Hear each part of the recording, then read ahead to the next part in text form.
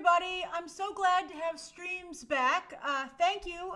Welcome back, everybody. It's so nice to have you here. Streams will be returning to their normal schedule every Monday, Tuesday, Wednesday, and Thursday. The only chance there might be one missed this week is if I go get a flu shot. I'm trying to schedule it so that I don't miss a stream, but you know, it's difficult, and of course I have to coordinate with the doctor's office.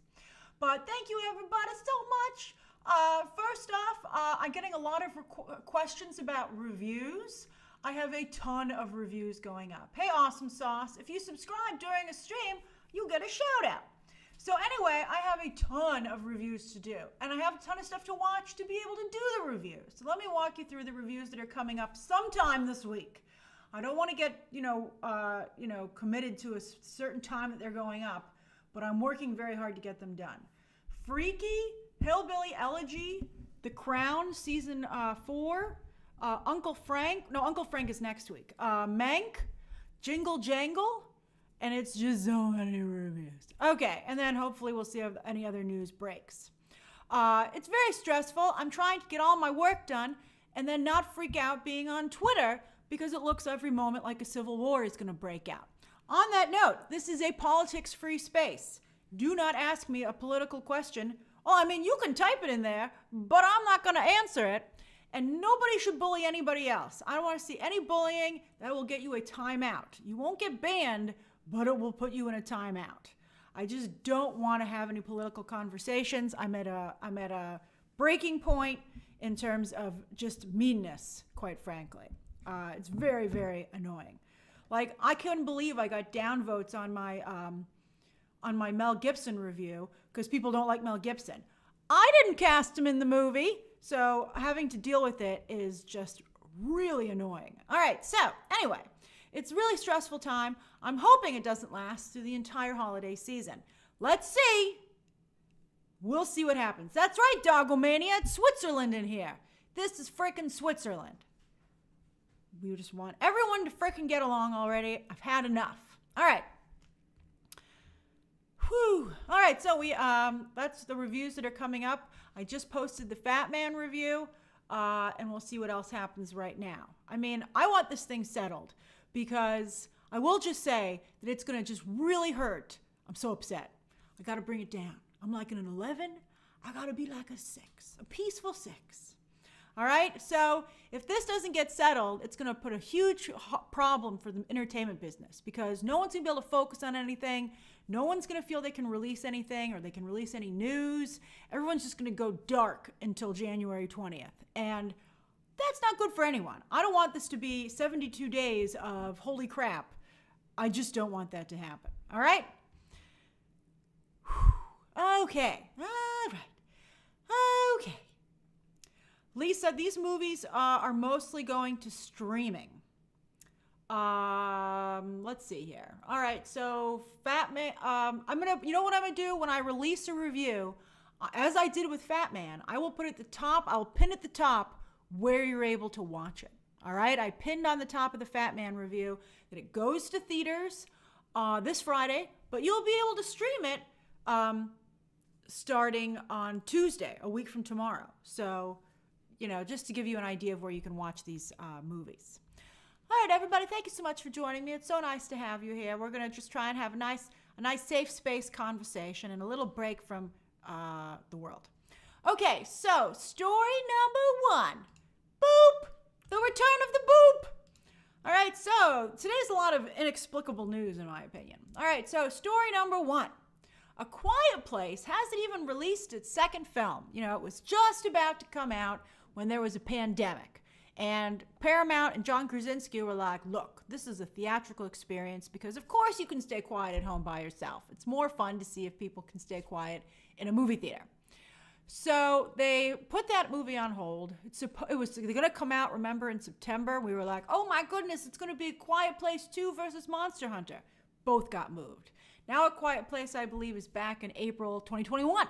So we'll see if that works out. But today it was announced that Paramount and Michael Bay, who produces these movies, feel so good about it that they've decided to hire Jeff Nichols to write and direct a spin-off movie with absolutely no information as to what that movie will be about. Is it a prequel? Is it another sequel? Is it like a spin-off in terms of exploring another world? Nobody knows. I bet you it has none of the characters. I'm sure, John Krasinski's like, I'm done with this. He's not going to be involved in this at all, except he'll be getting a nice paycheck. And I'm sure Emily Blunt's like, I don't want to do this anymore either. That's Noah Jupe, by the way, who I'm enjoying quite a bit in the ongoing. I'm like, he's growing up fast, but he's so talented. I like him a lot. So yeah, this is a spin-off. I gotta tell you, I don't know how many times this will work. I'm not even sure if it'll work a second time. Like, how many times are you gonna be like, can we all stay quiet in this theater, right? I think you'll be like, we did it. Now let's play a new game. Who can narrate this movie, right? I mean, I think it was a really cool thing to have, like, not have to do it the first time, but I don't know how many times this could be, like, a cool thing to do. I mean, you might eventually be like, I'll just stay at home and see if I can stay quiet. We'll see what happens. I think that, hey, Daniel, welcome back, Daniel Montalvo. So I think that the thing is that you need a really clever filmmaker who might be like, let me think of new, interesting ways not to make a sound and to challenge you not to make a sound, right? That's what I would think would be the trick on this. But I don't know if Jeff Nichols is the guy to do it. He's directed a lot of really small films like Take Shelter, Mud with Matthew McConaughey, Loving, about a real-life interracial couple that got Ruth Negga an Oscar nomination. But I don't really know if he's clever or commercial enough to handle this. John Krasinski is not only a talented writer-director, but I think John Krasinski's real skill, Joseph just said he's also very talented, I think his real skill is being a producer. I talk about Margot Robbie being a very talented actress and maybe not the greatest producer. It's a different skill set. Even Dwayne Johnson, who I think is very, very talented, I think he's a pretty good producer, but I don't think I think he wouldn't oversaturate himself if he was a better producer. But John Krasinski, I think, with the Good News thing that he came up with during the pandemic, and then he sold it for a whole bunch of money to also CBS All Access, so he's going to be behind a paywall. But anyway, that kind of backfired on him a little bit. But I think John Krasinski's very savvy from a business perspective. So I hope that he's somewhat involved in this and that maybe he can put it in a certain direction. He doesn't want it to be ruined. Who said that? Mika, I think you're right. I saw a bunch of you mentioning Cloverfield. Maybe Paramount does feel this could be the new Cloverfield for them. But they ran that into the ground too, with the third film, no less. So I hope that this isn't the same situation where third time is never the charm for Paramount. But you know what? At the end of the day, these horror movies are so freaking cheap. Why not roll the dice? What do they care? Someone else will just come up with a clever, cheap horror movie idea, and Paramount will move on. They're like, we have no allegiance to anything. We don't care. I mean, that's true. John Krasinski should care about protecting it, but Paramount doesn't care one bit. There's always a new franchise around the corner. Look at like The Purge, although Jason Blum has kept The Purge going for a really long time, like impressively so. All right, now, yeah, Quiet Place is very cheap, Dogomania. That's what I'm saying. All right, so story number 2. That's the first story of the day. Boop. Speaking of horror, Jordan Peele is coming back, baby. He's got a 5-picture deal with Universal, and they just announced the release date for his third film, which will be released July 22nd, 2022, which makes me wonder if there's a reason for that date. Do you know that Jordan Peele ruined 11/11 for me? I always look at it now, and it gives me the heebie-jeebies after Us. I'm like, this is a cursed time. I don't like it. So I feel, though, I got to tell you, he's going to be the writer, director, producer again. But I have to tell you, I think this is a mistake. I think Jordan Peele should take a break and do a franchise picture. Now, I know he doesn't want to. I know he doesn't want to do a franchise film. But I feel that he's taking on too big a risk of having a failure. Because right now, well, actually both movies, he really lucked out. Hey, Matt Damrich, thanks for joining. You guys are ahead of me. Yes, he should be doing Blade. I said that in my thing about things I wanted to see in the upcoming Marvel Blade movie, and one of them was Jordan Peele directing. He should 110% be doing Blade. This is ridiculous to me.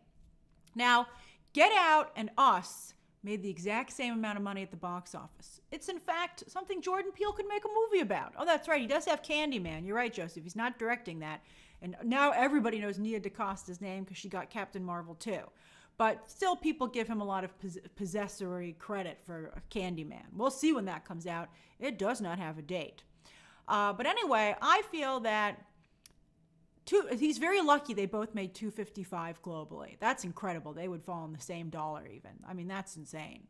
But I feel like he doesn't want to break that, you know, like, and I feel he's one for one. I feel everybody felt Get Out was genius, and then that Us was a little bit of a misfire. So if he has another misfire, it's going to look like that's the reality. You don't want that to be the case, you know, where it's like, oh, Get Out was an anomaly. You want it to be that Us was the anomaly.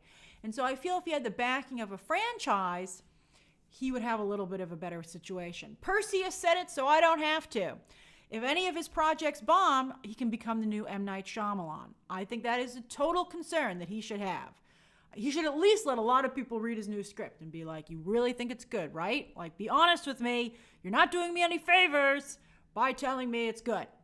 I'm just concerned. And I thought Us, by the way, was very good in the first third. I just felt that it really fell apart and didn't really have a strong reason for what was going on.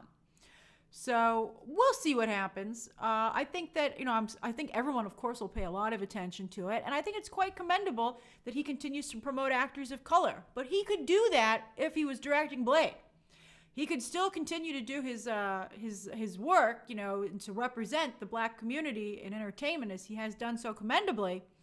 So we'll see. What do you guys think? Do you guys want to see him do like a franchise project like Blade, or do you want another original?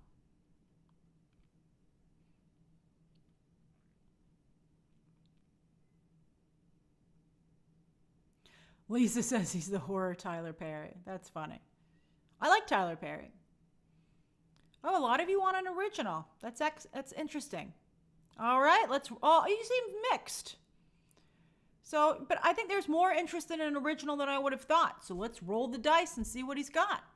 And at the very least, he'll shine a spotlight on an exciting new actor. All right, so that's the second story of the day. Now, the third story of the day, boop, final boop of the day, is that DC Comics named a new editor-in-chief to replace Dan DiDio. So this is an interesting choice, and then it's not particularly interesting, but we'll see how it works out. So it's Marie Javins, but she's not the first woman to have the job, as we'll talk about in a moment. That's why I was late. I was Googling editors-in-chief at DC, because I kind of knew the lineup, but I wasn't like sure of sometimes like the last name, and I wasn't sure exactly who had been done in what order, and it was like really difficult to find that information. I first typed in editors-in-chief at DC, that's right, Dancing Dog 60, and editors-in-chief at DC, and there was no list. I thought that was ridiculous. I can find out the rankings of CEOs at companies, but how is there not a listing of editors-in-chief? So anyway, Marie Javins got the job. It was largely expected that she would. They didn't bring in anyone from the outside. It's somebody who was promoted from within. She has worked at Marvel, though, as well. I think it's interesting. She'll be reporting to Daniel Cherry, who just came over from Activision Blizzard, not Jim Lee. Who the heck is this Daniel Cherry? We talked about him, we never discussed him. I wasn't doing live streams, I think, when he got the job. Or maybe we did talk about him. But, you know, he hasn't done anything. He hasn't made a speech anywhere. Just nothing, you know. So I hope that he does some stuff soon. I think she's going to have to make her mark. I hope that she is business savvy. This is a big stream today about being business savvy. You know, I know a lot of people like to say that comics and movies and TV are art. But when you're doing them for profit, they are also a business. So it's really, really important. Daniel, I know I talked about him in the Warner Brothers leadership video, but I didn't talk about him when he got the job. But I think that, you know, it's important for people to understand that they're in a business and be able to navigate that. So Marie Javins, is she going to be able to come up as the editor-in-chief with moves for DC creatively that sell a lot of comics? That's going to be really, really important. So many of you are talking about Jeanette Kahn. Dancing Dog 60 is correct. Jeanette Kahn was first the publisher and then the president of DC, and then she stepped down to become editor-in-chief, and she had an incredible run from 1989 to 2002. That is remarkable. Then afterwards, Bob Harris took over as editor-in-chief, and Paul Levitz was the president of the company. And I have to say that Paul Levitz and Bob Harris were phenomenal, very influential. DC Comics was doing quite well at that time. But this isn't the point, is back to that this is not the first woman to have the job. Jeanette Kahn not only had it, but did a phenomenal job. And then also Karen Berger, who ran Vertigo Comics, which is also was owned by Warner Brothers. They really messed that up. Remember, I've told you before, they were when Warner Brothers acquired DC, they were like, wait a minute. So the people here who make these Vertigo Comics get to own part of the ownership? And they were like, yes. And they were like, well, we're going to end that. And then nobody would work for Vertigo. And everybody went over to Image, which of course gave you full ownership. So Roy says Karen Berger was mean to me at Comic-Con once. Maybe she was just having a bad day. So anyway, yeah, there are other successful women in the world of comics before Marie Javins, but hopefully she can carve out a nice space for herself. I think comic books are in a very bad space right now. I think they are not doing well. I think they are difficult to read, and while I occasionally find a comic that I really enjoy, it's far and few between. But I still buy them because I'm addicted. All right, so who here still buys comics?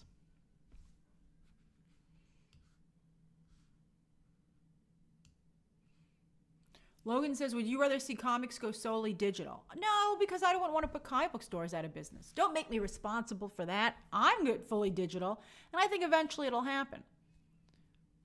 Oh, good. A lot of comics people there. That's great. I'm so happy. Matt's a tradesperson. Alexander Valentine, you know what a comic book is? Although Class Action Figure says it's been a while. It's been a hot minute, Grace. It's been a hot minute. All right, so those are the 3 stories of the day.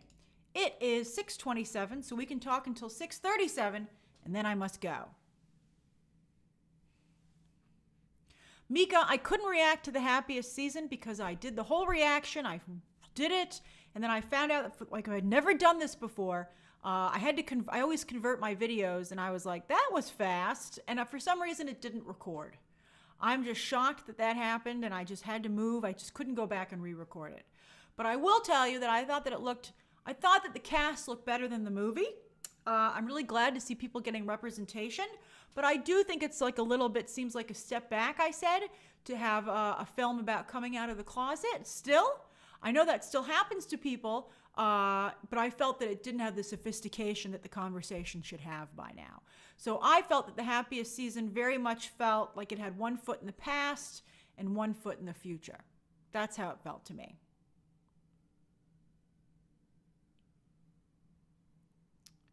Oh, a Run movie review?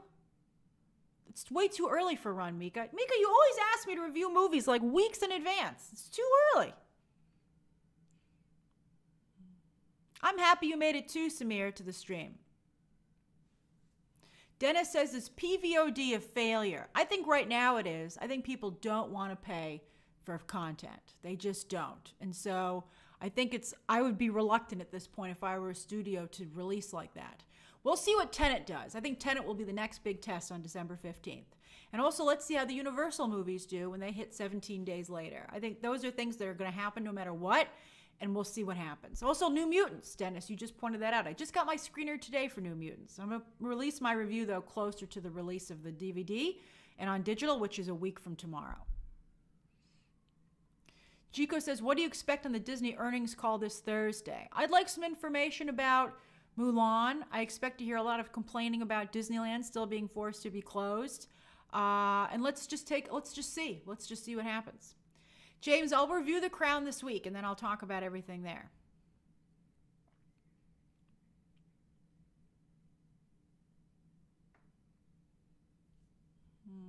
Braden, I did hear about Alex Trebek. I tweeted about it.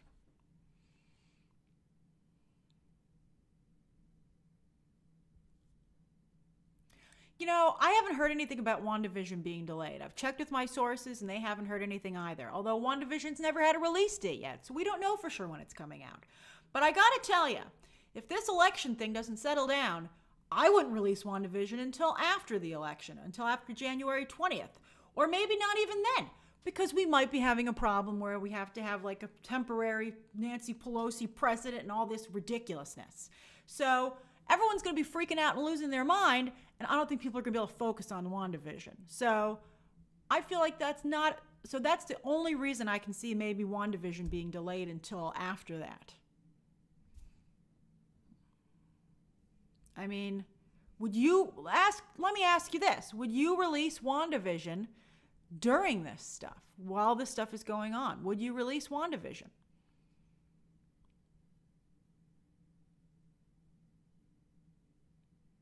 Megan says, I could barely focus on Mando on Friday. Yeah, interest in that was way down. Not only because of the show, the kind of episode it was, but some of you say no, but most of you say yes.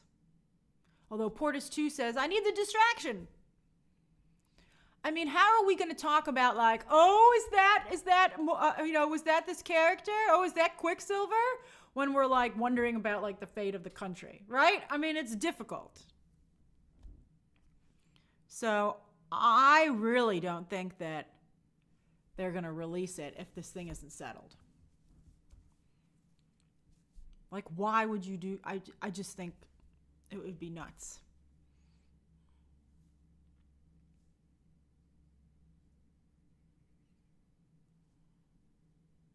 Me too, Toon Dude 19. I'm tired of this garbage. Let's see here. Terry says, I have waiting fatigue. It is very difficult to wait for these things, and they seem to be going on for just too long. Like for Wonder Woman and stuff like that. It's just very frustrating. But there's a lot of little content coming out, but it's we'll see what's a breakout hit.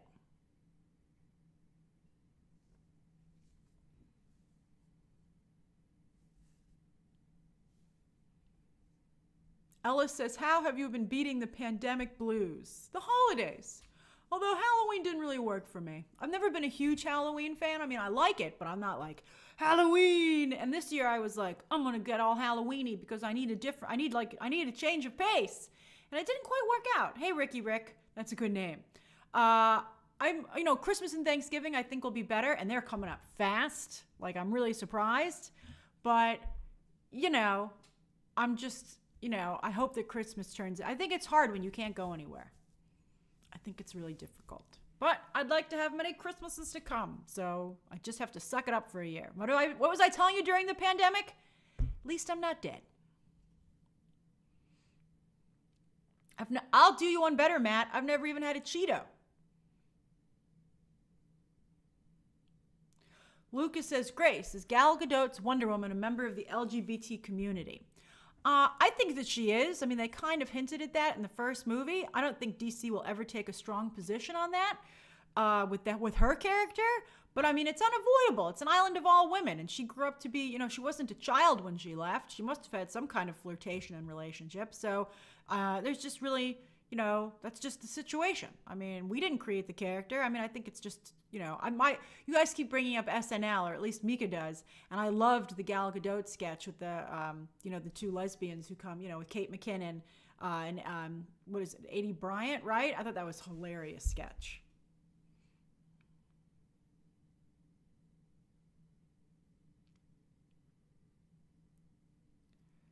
Let's see here. I don't know what hot fries are, Mike. I live a sheltered food life. Tabitha, I will not be reviewing Princess Switch 2, but I will tell you that I watched the trailer, and I thought it was crazy. But I have to tell you, Vanessa Hudgens really committed, and I respect that. Patrick, I don't know about Titans Season 3. I will definitely cover the trailers, but I don't know about reviewing it. I mean, it's really tough. Let's see what else is coming out at the time.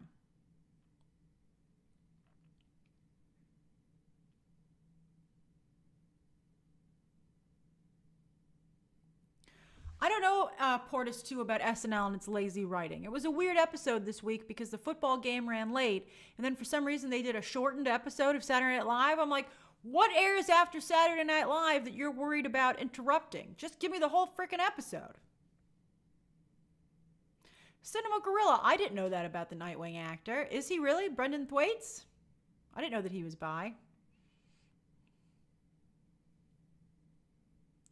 JJ Studios, I don't think that Hollywood will return to normal until probably, it'll start to get better maybe in the spring, but probably not until the summer at the earliest. Oh, so frustrating. So frustrating. I can't take it. It's hard about pie for Thanksgiving. I've been thinking about this. I'd like to have my usual thing that I have for pie is pumpkin pie and pecan pie. But it's very difficult because I'm by myself and I don't want to eat a whole pie. So I have to find a way to like maybe make a pie and freeze part of it, or maybe I could get some relatives to give me slices of pie and I would take them home. But I'm having a problem with, portions.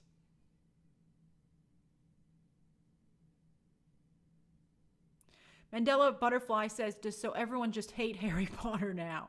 It kind of feels that way, doesn't it? It's because it's just so much drama and a movie that pretty much nobody is interested in.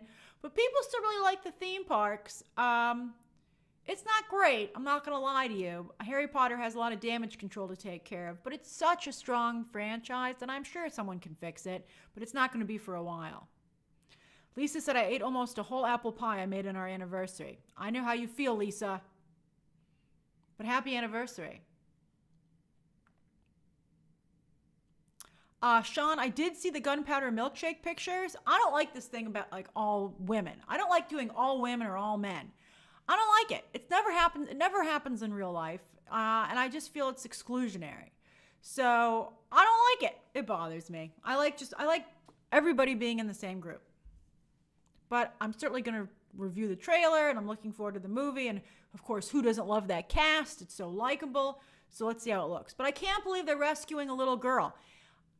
How did they make that movie after Birds of Prey? They're like, but wait a minute. Didn't we just see another all-girl gang have to rescue a child, a little girl? I'm like, yeah, it's the exact same thing. Why would you do it? And that movie didn't even do well.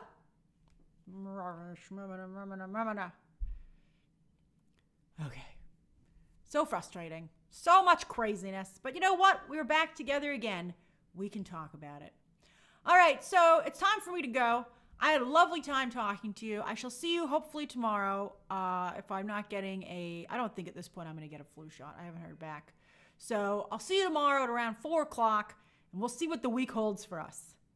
I hope it's not horrible. Okay, everybody, I just want everybody to be happy. I just want everyone to be happy and loved and have a nice time. We just want to talk about movies and TV. We just want to read our comics and watch our TV shows and go to the movies and be safe. That's all we want. That's all we want. We just want to lead nice lives, and I want everybody to. And anybody who doesn't care about anybody else living a nice life, it's like, I always like to say, I'm like, what the hell do you care? Let me tell you this. I'll say one thing. It's so hard in life to be happy. If someone finds some happiness and it isn't hurting anyone else, what do you care? I feel very strongly about this. All right, everybody. Stay safe. Coronavirus is not gone, despite some evidence to the contrary. It's still around. Wear a mask. Social distance from everybody. We'll get through this. And I know it's taking too long, but we have no choice. All right. Good luck, everybody. See you tomorrow. Bye. Goodbye.